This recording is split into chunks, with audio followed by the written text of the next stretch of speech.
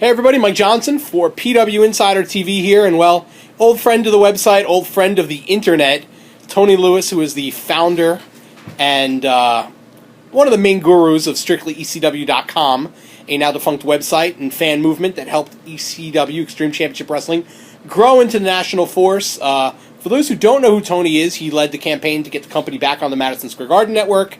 He led the campaign to get Beyond the Mat released nationally into theaters. He led the campaign to get ECW back on pay-per-view when it was kicked off. He led the campaign to get ECW on TNN. And the last one we'll forgive him for, but wasn't my fault. We're actually here because Tony just saw a rough cut of the ECW documentary Barbed Wire City. We're actually taping this well before the premiere, and it's going to come up the day after the premiere. But we wanted to get Tony as the ultimate ECW fan and someone who put so much time and effort of your own time, your own money, into ECW for no reason other than you cared about it, and then pretty much gave up on wrestling when ECW died off. What you thought of the film, and also compare it a little bit to Rise and Fall of ECW and Forever Hardcore. Well, no disrespect to Rise and Fall or Forever Hardcore. This was an actual documentary. You know,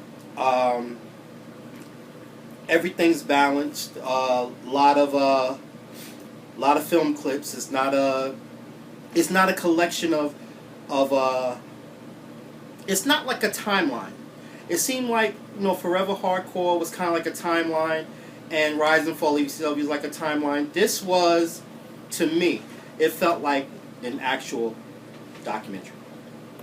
Now, and I'm battling allergies, so I'm trying to fight off sneeze.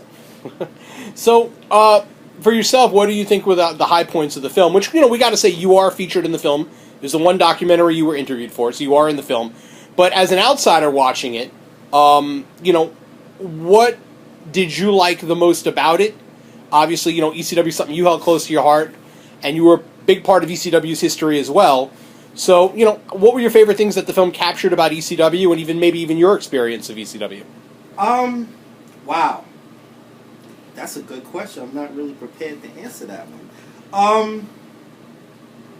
I think what I liked about it, and what the layman might take out of it, is just the passion, the passions that the company generated out of people. I mean, just look at me. I mean, I never thought that I would have gotten involved with a wrestling company, period. Much less to the extent that I did.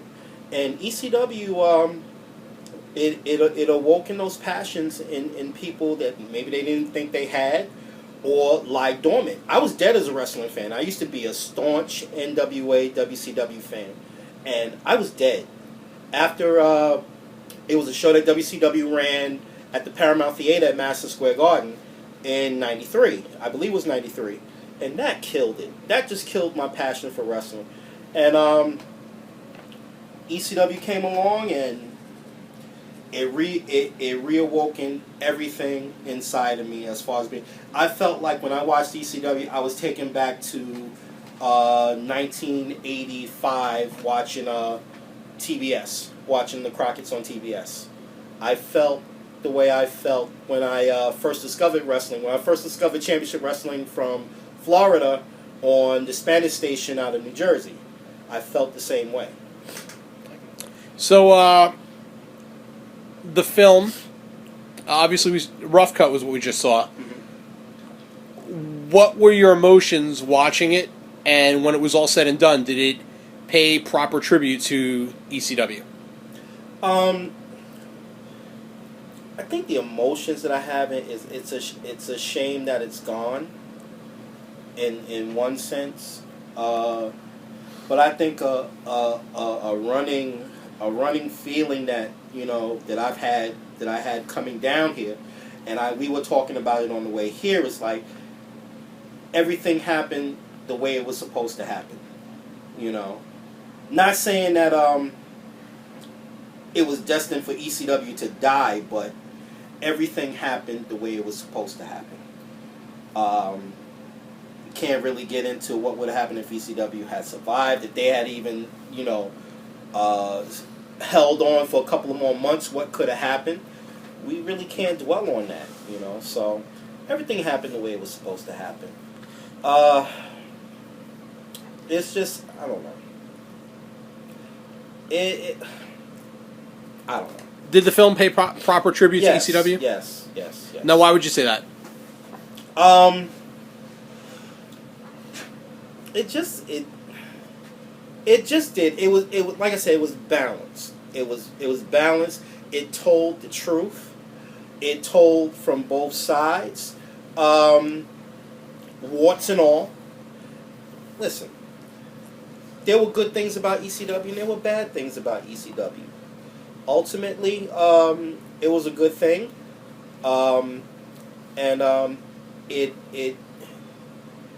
ECW was good for so many things outside of just wrestling.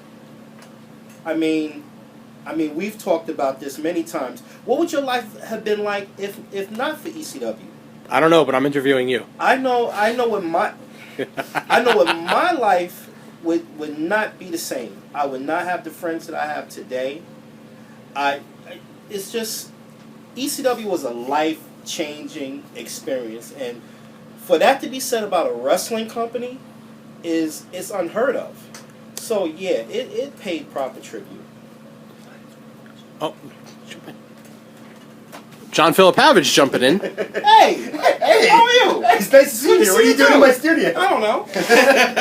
I'm really happy to have Tony here. I just wanted to jump in real quick. I wanted to ask Tony, I'm curious, how did you, now that you've seen it, how did you feel about that New York segment that you were kind of the star of? That was actually going to be my next question. Oh, I'm sorry. No, it's all right. I really want to know. I wanted you down here so I could watch your reaction and everything. I was very excited. It brought back a lot. I didn't even know you had the Ass Man segment. I don't know if you're revealing anything. No, this will air after. Wow. Just being able to, New York is kind of forgotten about. I mean, New York had its own culture, but it was almost like the Arena. I mean, we waited outside for shows at the Elks Lodge, and you had people actually coming up volunteering to help set up the ring. I mean, I've had friends that actually showed up earlier in the day, volunteered to carry that ring up the fire. And why is that not in the movie? Because there's only so much time. There's For those who don't know, the Elks Lodge, the floor that they ran shows in at the Elks Lodge, it was like the second or third floor of the building. And they had to pretty much, whatever they could not get up the staircases, which was very everything. Little, what they couldn't get in the escalator had to go up the fire escape. So maybe elevator. No, they had to go up the fire escape. You said escalator. Oh, I'm sorry. It's okay. All right, thank you for correcting me. But anyway, what couldn't get up the elevator went up the fire escape. So I think for those who say that the Elks Lodge, as far as those who worked in ECW, who say that the Elks Lodge was their favorite building, had nothing to do with setting up the ring. Because I think if you ask the people who had to set up that ring, they'll tell you a different story. But yes, it paid great tribute to the Queens audience, to the New York audience, and I actually love that part. Thank you. Well, thank you for coming. It meant a lot to me and Kev. I'll let you get back to this. Okay. I was actually going to ask you, how do you feel about seeing yourself and kind of having your unique history with ECW immortalized on film? Well, this is what I'm saying about ECW. Who would have ever thought that I would have been on the silver screen? I'm a civil servant.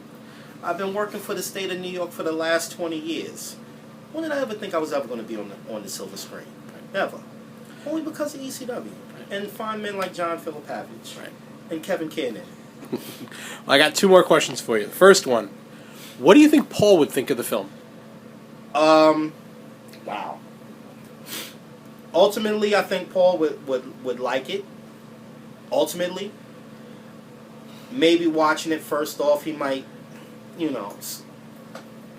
scratch his beard, scratch his head like, Because it's kind of like someone else talking about your kid. Yeah. But ultimately, ultimately, I think he would be very positive about it. All right. And then, final question. We mentioned a bunch of the campaigns that you and everybody else, all the other great guys involved in Strictly ECW, were involved in. Which I do have to. It wasn't just me. It was Richie Rivera, Ed Cleveland Jr., Chris Lasanti, Chris Woodward, Greg Wynn, you, Mike Johnson. We had a couple other people, Scott Mason and Greg Hazen, who helped us out a lot. It wasn't just me. It was a crew of people. There's no way I could have done it all on my own. So I just want to make sure that they get their credit. With all that said, is there like one campaign that you guys worked on that means the most to you when you look back and you kind of have that private moment where you kind of sigh and go, I'm proud of that one the most? I'm proud of all of them, but it would probably have to be the first one. The first one gave us credibility. Which was getting and actually I have to tell you a story about that one because... This is the Madison Square Garden? Yes. Okay, so tell us a story. Everyone would tell you that we got ECW back on the MSG network, and that's not true. I mean, it is true. We were actually on the channel. We never got back on to the Madison Square Garden network. I wrote a letter to MSG, and Barry Watkins, he was in programming at the time. He's now like one of the top guys at Madison Square Garden, period. He actually called me on the phone, and he told me, he said that, first of all, I had to call you because it was such a well-written letter. I felt that it deserved a personal response. He said, but we're not taking ECW back. We told them repeatedly about content, repeatedly, so we're not going to have them back. So what we did was that myself and Richie Rivera, we were talking to Michael Moore, not the Michael Moore, but there's another Michael Moore. You were bowling for Columbine? Cable. Not that one. Okay. Okay. Michael Moore worked at Time Warner Cable. And you know how, for those of you who lived in New York and watched it on MSG, when ECW went off the air at 2 o'clock in the morning, they would tell you they were going to Prime Network programming. So now we knew that ECW was shown on the Prime Network on, was it Friday night, Saturday morning at 2 o'clock? I think so. So we just went, I said, well, just give us the 2 o'clock, give us that 2 o'clock hour. You know, they would go immediately to Color Boss. I said, just give us the 2 o'clock hour. And that's pretty much what happened. So basically, we got back on MSG, and MSG couldn't do anything about it. So, fuck you, MSG. Well, that is an ECW ending for you. Well, Tony, I know you're not much of a wrestling fan today. Do you ever think we'll see anything similar to ECW in that community ever again? No. No. Why not? Absolutely not. Even with the advent of Twitter and Facebook and all these other things? No. It was special in its time, and it's special. It came along, and I know I said ECW came along a little bit ahead of its time, so it couldn't take advantage of all the technology that we have today and things like that. But as far as like its place in wrestling history, it came along at the right time, and I don't think there's anything. No. Well, for ECW, so did you. Yeah. Well, what are you going to do? All right, well, any final words on the film, and why should people see it from Mr. ECW himself, the ultimate ECW fan? Well, I could say go see it because I'm in it. But actually... Honesty at last in wrestling. But actually, it tells... There's things that haven't been told in the other two. Certain things that were just touched on in Rise and Fall and not even discussed in Forever Hardcore are here in this one. So I think this was the first one, and even though it's being released last, consider this one the original ECW documentary, and those who did see the other two should definitely check this one out. All right. Well, we thank you for your time, my friend. You're welcome.